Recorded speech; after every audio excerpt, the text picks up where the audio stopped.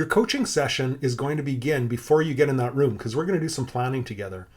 So the first thing I suggest is that you begin with the end in mind and decide on your preferred outcome.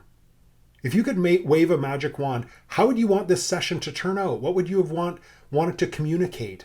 What are you trying to achieve here? So before you begin, I suggest you choose a theme for your discussion. What positive and negative behaviors do you see in your team members? So I'm going to ask you to make a list to help clarify your thoughts. So here's your exercise.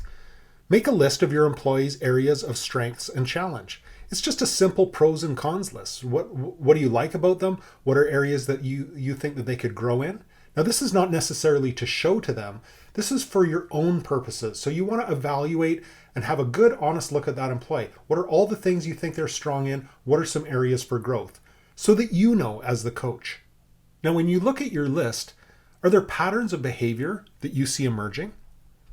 Are there positive patterns? Things like punctuality, customer service, cheerfulness, work ethic, desire to grow, accuracy, all those positive things. Are there patterns that you see emerging there that you really want to encourage and you want to encourage them in? Are there problem patterns?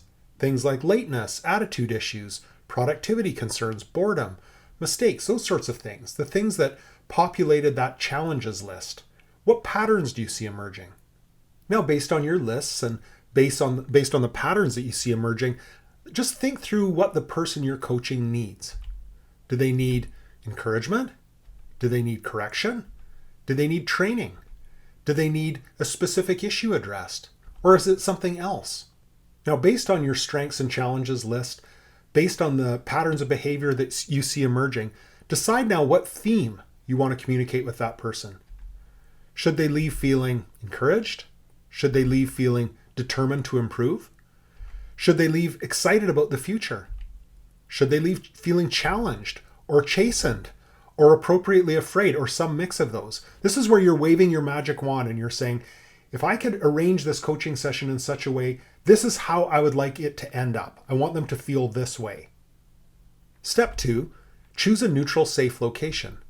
So you want to avoid power-related locations. Like an example of that is your office with a desk in between. That's not a coaching situation. That's a student being sent to the principal's office situation. So you want to choose a location that makes your team member feel at ease. Remember, this is a coaching session. It's not a performance review. You're their equal. You're just sitting as a guide from the side, helping them see things and helping them be their best. You're not the principal disciplining a wayward student. Depending on the role, a neutral location may be a lunchroom.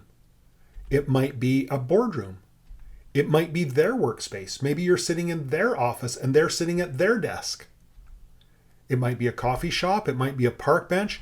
Maybe it's a walking meeting. I'm a big fan of the walking meeting. We sit so much. And I like the idea of saying, hey, let's go for a walk around the block or a walk around this park. And sometimes I find that it's easier to say things when you're not looking eye to eye as well and you're walking side by side. So you can get creative and it depends on the role. But use your imagination and come up with what might be a good neutral location. Decide on a location that's right for you. So why not take a minute right now to write down some possible locations that might work in your situation? Step 3, let them talk. Before a person can take information in, they need to empty out. I think of it as a person being a glass that's filled with water. You can't pour water into a glass that's already full. So first they need to empty some water out of the glass and then they can take more water in. Ask what's going well. What are the bright spots since we last met? Let them talk. Don't interrupt them. You want to draw them out. Ask what could be going better. What are some of the dim spots since we last met? And again, don't interrupt. Draw them out. Encourage them to talk. Take notes if you like, but don't contradict. Don't argue with them. Don't show disinterest. Don't be fiddling with your phone. Show that you're interested and that you really do want to listen. So I just have to emphasize, don't interrupt them. You're trying to draw them out. You're trying to encourage them to talk. So take notes if that helps you focus, but don't contradict, argue, or show any disinterest. Only ask clarifying questions so that you can understand their position better. I like questions like, could you elaborate on that? Tell me a little bit more, or help me understand this part. Could you talk more about that? Am I hearing you right? Those sorts of clarifying questions that are open-ended that draw the person out. You may disagree with what they're saying, but just bite your tongue and don't interrupt. Even if what they're saying is outrageous to you, just ask clarifying questions, especially when you're talking about dim spots. You might think to yourself, are you kidding me? That's how you see that situation? You're completely out to lunch. Don't say it. Don't say it. Just ask, help me understand that a little bit more. Tell me more. Elaborate. Because you're going to get your turn to talk shortly. So the whole point of this is to empty that water glass out so that you have your turn to put something in. You really want them to feel heard and understood by you.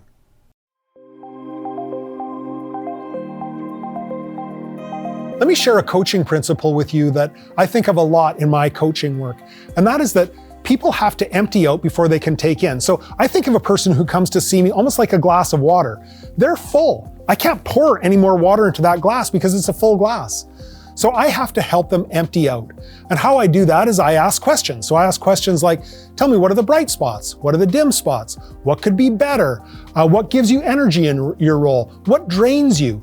And I let them empty that glass out little by little. And as they talk, they empty water out of that glass. And I know that when that glass is empty, then I can start to pour in my thoughts and ideas, but not till the glass is emptied out. So whenever you're in a coaching situation, you don't start talking first. You bite your tongue, ask questions, get them to talk, and let them empty out. And when they've emptied out, and only when they've emptied out, can you start to pour your ideas into that empty glass.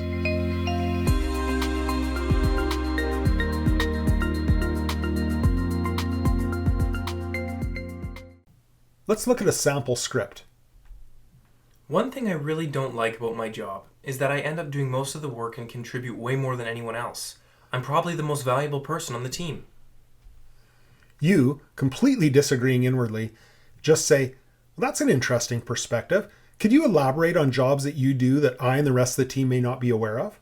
So you're trying to draw them out. You don't disagree, you don't contradict, you just ask open-ended questions to get them talking more. Here's some lessons for life. This doesn't just apply to work, but we're talking about a work context right now. The first one is, when people feel understood, they'll open up. But if they don't feel understood, you'll never know what they're really thinking.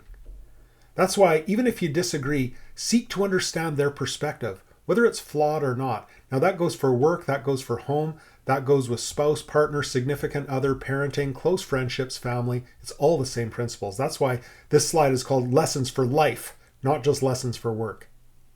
Be an active listener. So being an active listener means paying attention, and it means using body language to show interest.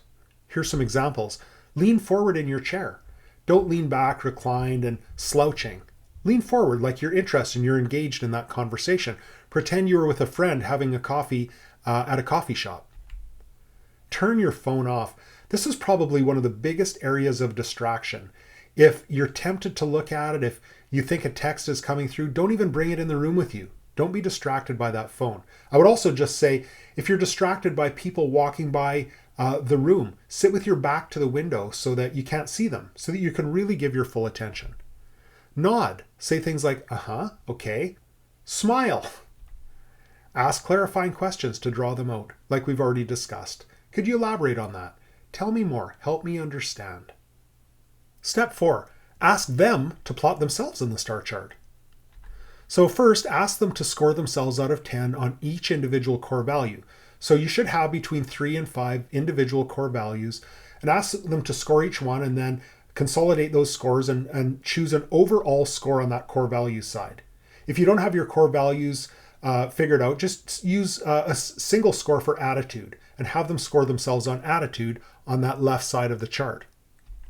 Then ask them to score themselves out of 10 on productivity. Ideally, this is against the scorecard because that makes it a little bit more objective. And then ask them to put a mark on where they think they fall on the chart. If it's your first time through, explain how the chart works, triangulate their scores and put an X or a dot or a mark on that chart where they think they fall. Now, you plot them in the star chart. So plot them according to the same criteria. How do they do out of 10 on the core values side or attitude? How do they do out of 10 on the productivity side? Be honest and be kind. You're going to be tempted to pull your punches sometimes, especially if they're not a top A player, but be honest. Not being honest always backfires. And I would also say be prepared to back up your assessment with real life examples that illustrate what you mean, both positive and on the corrective side. So if it's positive, show that you've noticed that they stayed late or they were, helpful to coworkers. If it's on the corrective side, have real life examples. You were late 3 times out of 5 last week or whatever it is, so that it's not just pulled out of thin air and it's not just subjective. Now, discuss the placements. Why did you plot them as you did? Pull out your examples that you've saved up so that you can illustrate what you mean. Why did they plot themselves as they did?